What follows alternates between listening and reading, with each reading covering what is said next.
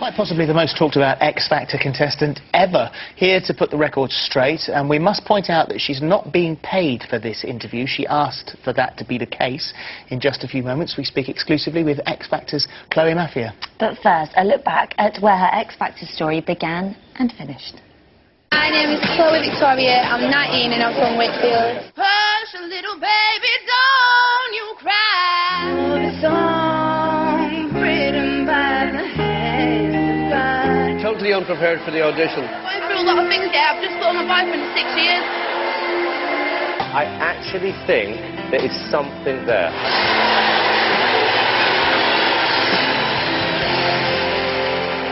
I just feel sick. I can taste like vodka in my mouth and it's making me more sick. If I were a boy, I think I could understand. I'm happy that I got through it, yeah. I think I could have done a bit better. I expect to ruin your lines in this crucial stage, yeah, and still get through. I knew I ruined it already. Sorry, thank you very much indeed for being part of this.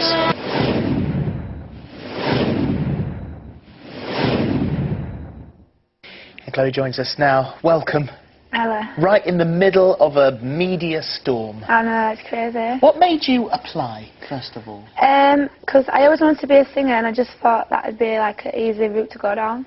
And so, after what has happened to you over the past few weeks, do you regret applying? I don't regret going on X Factor. I've learnt a lot of things while I was there and had a good time and everything, but obviously I just wish it come out different afterwards. You said that the first audition we saw was you in Manchester, and obviously it didn't go so great because you sort of turned against the crowd and they then turned on you.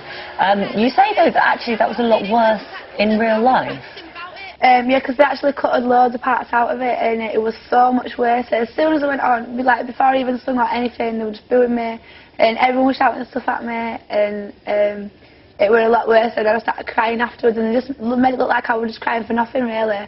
But it didn't show everything, so... Do you think it's because when people see you, they automatically jump to conclusions and judge you in a way? Probably, yeah, because, you know what I mean, I sort of asked it with the way that I dress and stuff like that, but at the end of the day, I'm just expressing my personality through how I dress, and I'm only young once, and I just see it that way. And then, of course, in boot camp, you know, you can be judged unfairly by a crowd that don't know you, but then at boot camp you're being judged by your behaviour, and you had gone out and got tanked the night before, you know, sort of vodka-fuelled binge, we're led to believe, you know. So what happened there? Do you know what? I ain't got no excuses for myself. I was just so stupid because I got there a day late because I wasn't even going to go because I was so embarrassed about what happened the time before. My friend was like, no, you need to go, don't miss this opportunity. So I've gone late. And it was Saturday night and I was in London and it's like the first chance I got a chance to really go out because I've got my little girl all the time and I just thought, do you know what, I know there's something around there, and I just so stupidly went out and had loads of drinks and obviously just set my path in the wrong way because obviously it started me to go on and I just ripped my own future really and by doing that. Did stuff get broken in the hotel? Oh, that wasn't that day, that was last day. Oh yeah. That was the last night when everyone was drinking because it was last night together, and yeah, things did get broken, but we didn't see that until the morning after. I don't know what happened there really, but I think newspaper took that out of proportion as well because it was only like I think a couple of signs got ripped off the wall and that, but that was not what to do with me. What did your other contestants think of you when you were all at boot camp? Were they nice to you? I think first day when I got there, I think everyone was like, oh my days, she's coming drunk, she looks a mess. And after that, I just started to get to know everyone, and everyone was so nice, and like living with everyone, you know, for a week straight. It doesn't sound like long, but if you're eating, sleeping together, everything, not that way, then obviously you get to be right close and that. The thing is that there'll be lots of people watching who would want, you know, that big break that you were offered. You were in with a chance of having the big break, and with this industry, although you know the fame and the fortune, the rewards are great, there is a huge amount of responsibility, an element of professionalism, especially early on when you've got to prove yourself. So that would be seen as being unprofessional. You can't rely on her. Well, yeah, to be honest, that's how I've come across, and it's my own fault, so I haven't got no excuses for it. To be honest, I just think I wasn't prepared. I think I was nervous, and I just ruined my chance really. Well then, and of course also then we've got what's happening in the papers, and the reason you're here actually is to give your side of the story. And this is in the Daily Mail today. It starts out, its first two words are the prostitute. The prostitute seeking fame on the X Factor was yesterday exposed as a cocaine user. So, let's deal first of all with this alleged prostitution. Have you ever taken money for sex? No, right, this is the situation. I've never taken money for sex. That's not what I do. What I do is called pay to party, where you get paid to you go out with like a group of people. Sometimes you're on your own, mostly you're with a group of other girls. You do dancing, you do different things. It's like you go to events and things like that. You do not sleep with anyone for money. That's not the situation. If they wanted that, they would just call it escort agency or a prostitute or whatever. That's not the situation with me.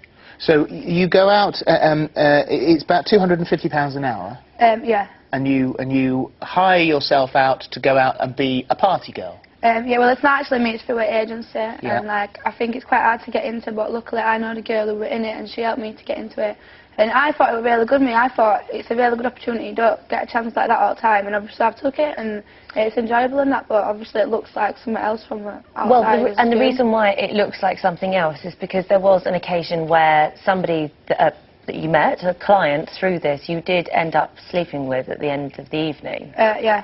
That one, actually, I wasn't getting paid for that. That was totally separate. The guy was really fanciful and that, and ended up... Then after that, I met up with him a couple of times separate, and I still talk to him all the time now, and only because we live far apart that we don't see each other. So really, it was just like start of a...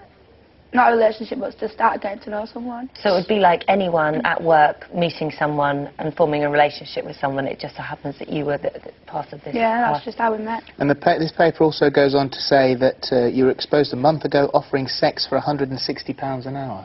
That's what I mean. I don't know. I think a newspaper set me up, and obviously I've gone along to this meeting and I've done a dance and everything, and that's all I've done. Obviously, if it wasn't anything else, then I would have been busted right there, do you know what I mean? But it was just a dance. So we've discussed, you know, yes, you drank the vodka, yes, you were unprofessional, yes, you may have played it differently, but no, you are not a prostitute. I'm definitely not a prostitute. I've never been paid for sex. I will never be paid for sex, and that's it. When you say you go and dance with somebody, is this like a topless sort of dance? Yeah, well, it's in underwear. Right. And the one thing that there is photographic evidence of, which is even more unfortunate, is this cocaine shot, which that's certainly going to wreck a future career, isn't it? Yeah, definitely. Do you know what? Yeah. Do you know, sometimes I think I ain't got a brain, to be honest. I think what happened is my friends rang me, who were meant to be really close friends. She lives far away. She told me I've split with my boyfriend. Come to this hotel, I really want to see you. And I've gone there, and like, she's been upset and everything, and we've been drinking, and I was upset because all the things that's been in the newspaper. And the other girl who was there, who I've never met before, was like, oh, putting it on the table, and she's like, oh, come on, I want to go out, and we're like, oh, we're not on it, do you know what I mean? And I've ended up having a line of that with a couple of lines, and I'm so stupid for even doing it, and I shouldn't even known. You've done it before, haven't you? I've seen it like twice before this. First time I was so scared, and everyone's like, go on, and I just put it on my mouth because I didn't even want to really go near it. And the next time, then yeah, I sniffed it, and then obviously this time, and they've written in the newspaper, oh, I'm a cokehead, I can't function without cocaine. I leave my daughter in the lobby while I go and have sex with people. This is just ludicrous, do you know what I mean? And it's so embarrassing, and obviously people's going to read that and think that it's true. And that is not what I'm about at all, and it's just upsetting. Says she was said to have snorted 4 large lines of the substance and even bragged to friends that she was often high in front of her 21-month-old daughter. I don't think so. Do you know what? You can give me a drug test every day, you can give me a lie detector test. I do not take coke. I've never put my daughter in that situation, because I might be bad at a lot of things here, but I am the best mum ever. And that's another allegation that's been levelled towards you, isn't it? People have said that well, you're not a very good mum. And do you know what, yeah, it's so upsetting, because obviously the people who know me know what I'm like. My daughter, yeah, I make sure she eats 5 fruits and vegetables a day, if not more. She's got a good routine, she goes to bed at a good time, she's so well behaved, she's so clingy on me, she doesn't like to be without me. And do you know what I mean? My daughter's the most best looked after person ever. Look, I'm getting tears in my eyes because it's so upsetting to me. Do you know what I mean? That's one thing, yeah, that I put every bit of passion I've got, yeah, into my daughter. And it's upsetting to be labelled like that, yeah, because that is not me.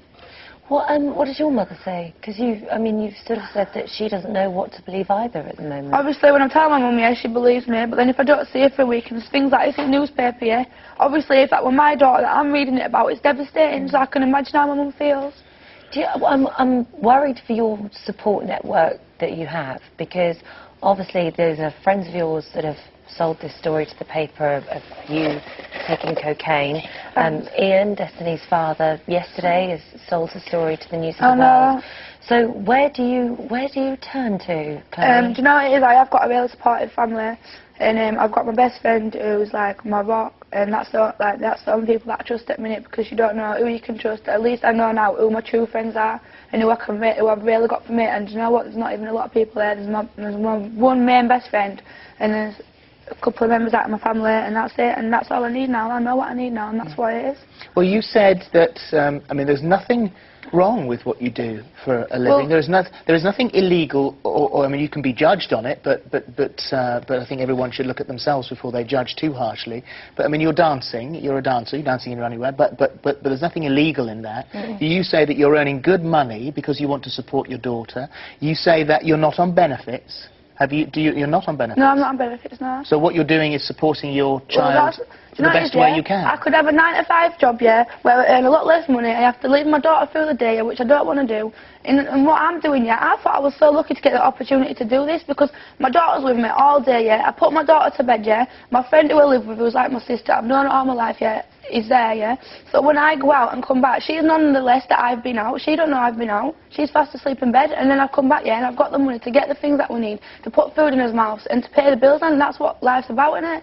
It's not like I'm not even leaving a few day like a 9-to-5 job, so I thought I was doing something better.